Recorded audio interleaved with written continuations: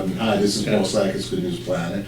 I'm here with Richard Weylman. Hi, Richard. How are you? Fine, Paul. Good to see you again. Good to see you as well. And Richard is a teacher of learning how to conduct business in a better way. I will say it in that manner.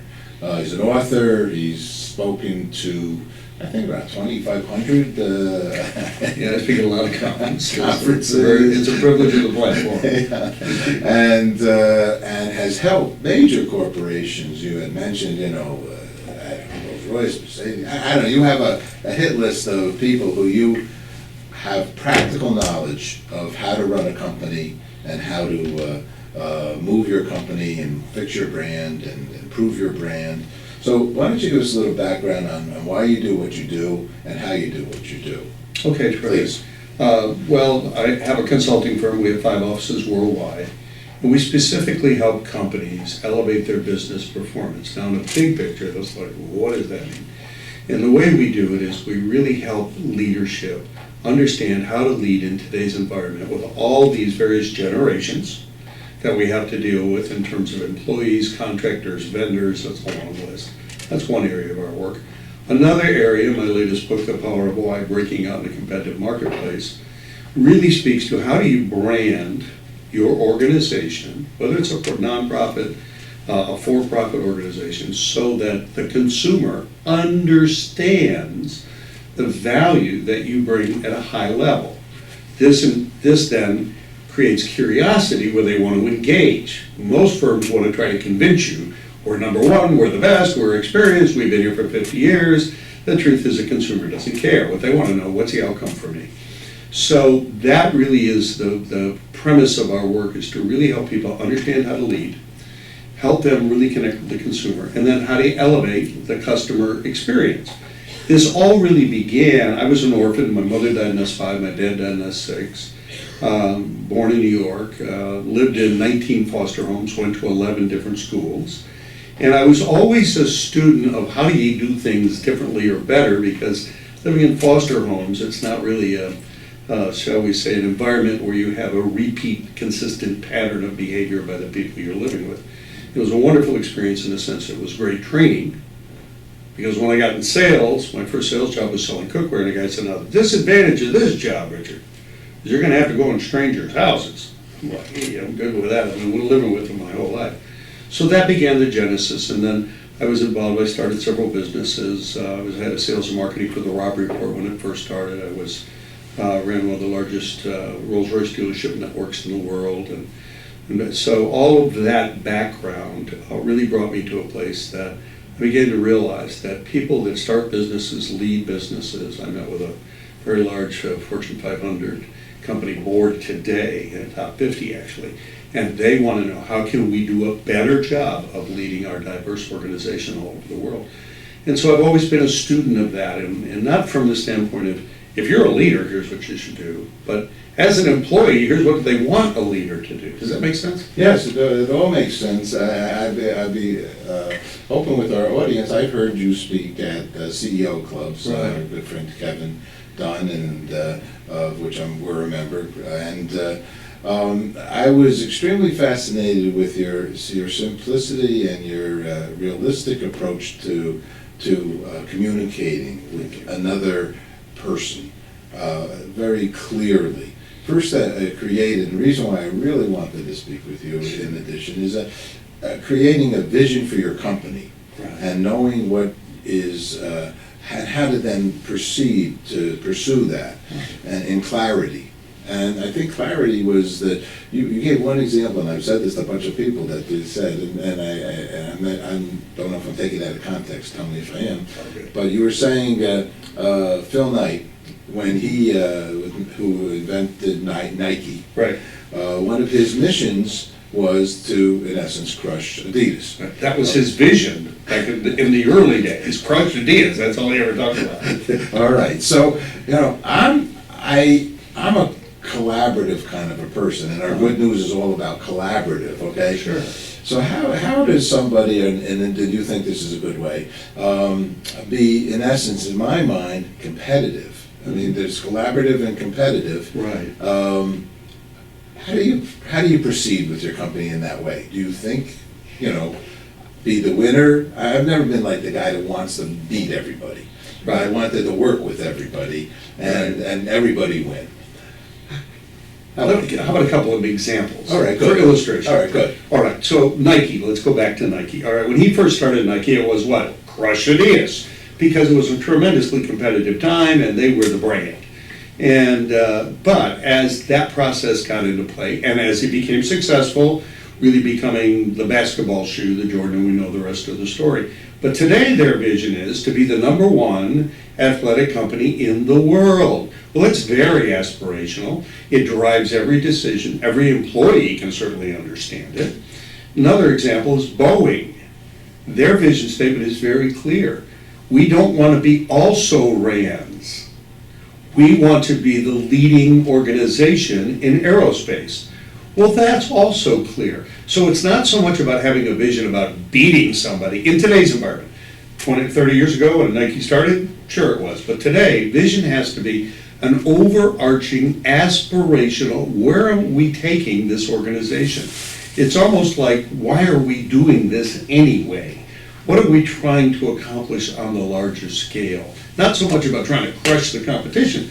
Now, let's be clear, if you got a great vision that every employee buys into, that is collaboratively put together, crafted as a team, what happens is it inspires people because they feel like this is part of us and they make decisions as a result. So the employees themselves buy into the vision and understand that. And you work with your employees to make sure that they do understand it? Yeah, and it's about communicating it clearly. What people tend to do is stand on the stage and they'll do a roadshow. Let me tell you what our vision is for our company. Well, every employee's there taking copious notes, cheering for the man or the woman, as the case might be. But the problem with that is, what people want to know is, why is this our vision? How does it apply to me? And more importantly, what's going to be the outcome in my career as the receptionist, as the sales guy, as the sales gal, as the individual running customer service, or even HR. So the beauty of a good vision and a good CEO or a good leader is they have the ability to convey why it's important and what's going to be the outcome to us as an organization. How is it going to influence your career, Paul, if we become the #1 broadcast in this space? Wow, that has a different connotation. I'm feeling better just the thought of it. Yeah, thank you. So when you think it through, and by the way, let me also clarify that oftentimes everybody thinks, well, the CEO's got his vision, that's where we're going.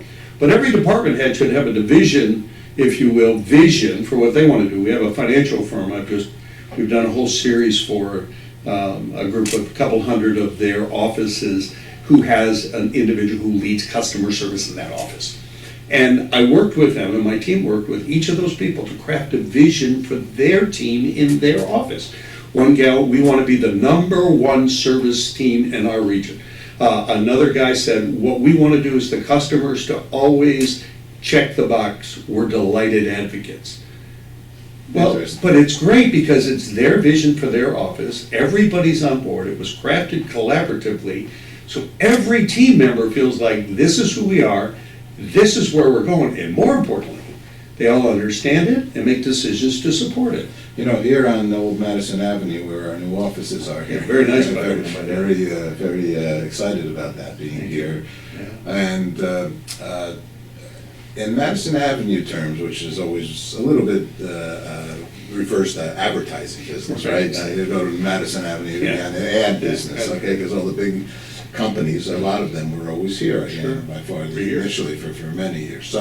So one of the ways that I believe that an ad agency would even consider it, so say it was Rolls-Royce as their client, they would even break up their teams, which and everybody would work on it, but each one would come up with their own concepts, their own approach, their own marketing, their own branding, and then they would compare and they'd whittle down within their own company if they had enough, and these are large companies, sure, and there's big investment happening here.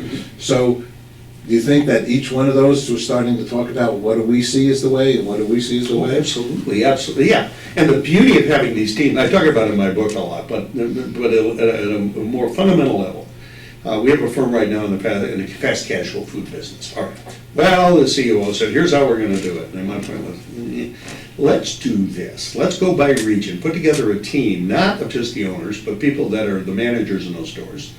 And let's have them craft their ideas. First, what's the vision for their organization?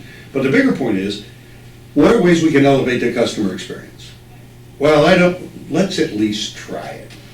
We got over 250 non-competing ideas, meaning, yeah, we had a lot of overlap, but some of the things that these employees came up with for their organization, if you will, or their store, they just revealed the tremendous creativity in an organization when you work collaboratively as opposed to working in some other genre, which is typically, here's how we're going to do it. Any questions? Thanks. Let's go execute. Interesting. You know, it's actually reminding me of on the nonprofit side, and actually it's on the Board of Education side, the New York City Board of Education, because one of the things we're very proud of with our Peace Initiative and our outreach into the school systems, Right. There's a program called Respect for All. And the way that the New York City Board of Education has approached it actually is they've set a curriculum. However, they respect that all, they're living their comment Right. for each principal to take that lesson plan, let's Right. say, and make it comfortable for their school specifically. And we just had a great example of where we gave a principal some background on what our Peace Party Day events are, Right. and they made a beautiful lesson plan that really touched their student. You could tell by the way that they wrote it, and it was a big win for everybody. Right, and they owned it. And they owned it. Principal owned it. And I gave them credit. That's- Not that I had to, I love to give credit to people. I That's think far it's the better. greatest thing. That's right. We had a nonprofit that was trying to pay off some pretty significant debt. And they reached out to us, and I met with the board. And the individual leading it said, so we want to do a campaign, let's pay off the debt. And my point was, well, that's all good, but a lot of people aren't going to give to pay off a debt from something that occurred prior to their involvement. And I said, if you had all the money in the world, what would you do? Well, we would absolutely build out a brand new building here in Atlanta. I can tell you that right now. I said, well, what would that cost us? It's about 12 million. I said, well, then you owe 18, right? He said, yeah. I said, so let's do a campaign called Let Us Rise Up and Build. Okay. And we'll make the hallmark number 30 million. 22 months, we raised $30 million. Now why? Because people wanted to give the Rise Up and Build, not to pay off somebody's debt from a previous situation. And the lesson there is the same one that your principals. You take them the idea, let them encapsulate their thinking that resonates with their constituents, in this case students, because every school is different, every constituent is different, and geographic area, even here in New York, I mean, where do you want to start? Drive one end of the island to the other, or go out in the boroughs. What works in the Bronx probably is not going to work in Soho in terms of a standardization. So by giving them that creative, they buy in, they make it their own, and now it's their program with your guidance. And that's what we did there. We made it their program, and everybody talked about the future. We're going to build a new building. They never talked about the debt. And people said, I want to give to the new building. What's it going to take? Well, if we can pay off the old mortgage, we can. I'd be happy to help. You know, people have always told me, because I guess I always have been the kind of guy that would tell you the negative things almost first. It just was sort of something I felt like an obligation Right. to say, well, we have been doing that well, and, Sure. and this and that, or whatever it is. Mhm. And I have been learned by many have told me, nobody wants to be with a loser, all right? You can't start a conversation with negativity. You have to start a conversation with, and there was positivity, I just didn't, and until I started to realize that, it's not that I'm not telling our reality of our situation maybe, I'm just not, it shouldn't be the headline. You start with, no, we're at this, we're doing this, and then as the conversation evolves, we've had this and that, sort of like the building in Atlanta, Right, exactly. everybody has businesses ups and downs, right? Right, we got to pay off the debt, but that's secondary. The key thing is we want to build a building. And from a communication perspective, we talked about vision, but if you think about communicating today with the multiple generations, even with your children, any communication that tells people they are wrong will not be received. So if you start off on the wrong foot, well, let me tell you what your problem is, Paul. Immediately people shut down. First, they didn't think they had a problem until you showed up. But the bigger point, even if they know they have a problem, any communication that tells people they're wrong typically is not well received. However, allowing people to explain why they think they were right. So why did you take this approach? I see that one of the things you did, our normal protocol is this, but I see you did this and this. Tell me what you were thinking in the process there. And someone explains why they think they were right. That opens the door that you can correct and redirect them in the right direction. Because it allows people to own their own idea. It allows people to communicate their best thinking, which opens the door to correcting. I often say this, treat mistakes as opportunities to teach. It's easy to take mistakes and say, well, let me tell you something. This would have never happened if you had done this and done this and done this and done this. Just a quick anecdote, I had a young lady on our team that does pricing. She priced out a project and we were well down the road, and I looked at the run report and I thought, boy, we're way behind here. Did we make a mistake or what? So anyway, about 2 days later, she came in and she said, oh my God, I priced that wrong. I don't know what to do. And I said, no problem, we're not going to change it. What we quote the clients, we'll do the project. We're going to end up losing money, but we're going to do it. And we did. So then she had another one to price in about 2 weeks. She came and says, I think you should price this out. I said, well, why is that? She said, well, because the last one I made such a big mistake, it's going to be a problem. I said, well, let me ask you, what did you learn from that process? Well, number one, double check, and she went down the list. I said, sounds to me like you got it. She's never made a mistake since. All right, well, that's how we grow, right? Yeah, You have to run, hobble before you run. Yeah, well said. Or something like that. Mm-hmm. I was thinking of, well, another example of it. This is, a lot of these things apply to so many aspects of your life. I'm going to apply this now to weight. So Okay. I have a yoga instructor. Mm-hmm. I took yoga and the teacher, but I am totally and utterly embarrassed of my overweightness, okay? And she said, you will never ever lose weight if you think you're fat. If you think you're, overweight, you have to go from the positive. That I am now, have made a decision to get myself into better physical shape. Right. But if you beat yourself down, you're down. It's you got to climb a big mountain as opposed to I'm already a little bit up there. Are these all similar ways of life? Exactly, and here's what it really revolves around. At the core of everybody is a thing called your values. You value yourself, you value your family, you value whatever you value. And then you have attitude that surrounds that. And then outside the attitude, if you had a circle, outside would be circumstances. So here's what happens to all of us. Our attitude about ourselves, about weight, about I can or I cannot, that's influenced by the outside, from the circumstances. Well, you don't understand. I travel a lot, or I eat a lot, or I like a certain food, or, I eat for emotional support, or whatever. Those are circumstances, and those affect this attitudinal piece. So we justify. We say, well, it's easy. Okay, and we see ourselves as fat. We don't worry about it because, after all, we have friends that are fat. And besides, I have to eat because it's emotional support. On the other hand, if you focus on the core of who you are, your values, then you start living life from the inside out. And what happens is you begin to say, okay, now I really value the fact that I want to get healthy. I really value the fact you have grandchildren, I presume. So from your earlier conversation, I value the fact I want to be here for the grandkids' weddings. So what happens is, instead of the circumstances you get all wound up in and the justification, what happens is you focus on your values and you lose weight, and that's a very helpful way to see yourself. Are you going to focus on your values, live life from the inside out, or are you going to let the circumstances you fall into every day, living life from the outside in? And it's just a way to be able to parallel think it. This guy is on. Exactly. And then it gets down to self-discipline and self-indulgence, and we all know about that. This gentleman is beyond intelligent. I'm only straight out because I've heard your whole lecture, and just every word I was holding on to. Thank you. And You're very kind. I want to thank you. The book. Where can we get it? The Power of Why. Power of Why: Breaking Out in the Competitive Marketplace. It's on the CEO Reads bestseller list. You can get it there.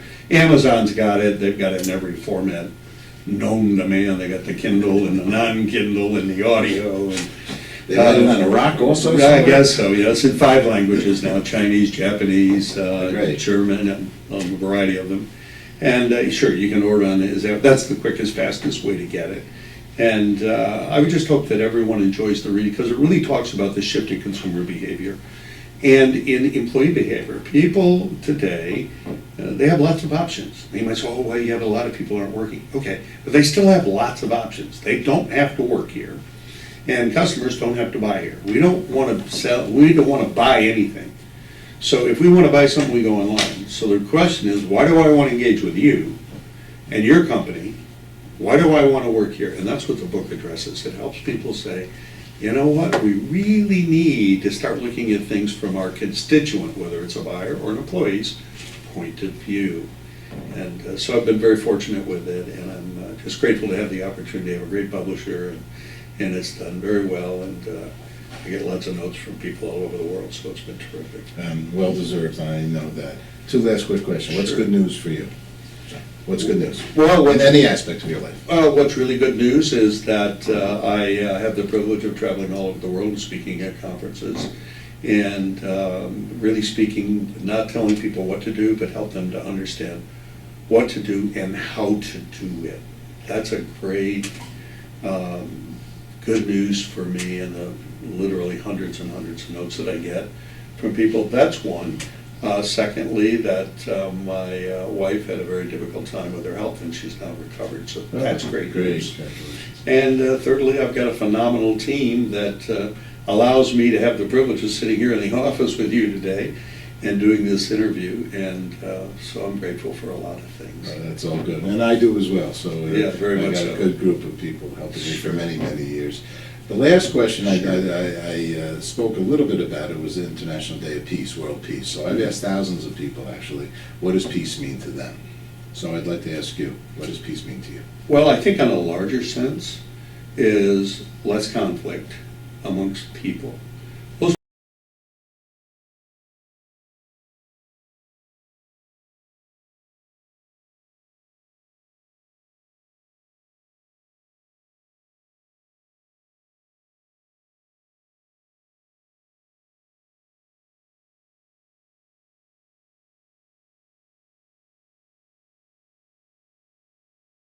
Is really going to a place of less conflict, more acceptance, allowing people to be wrong.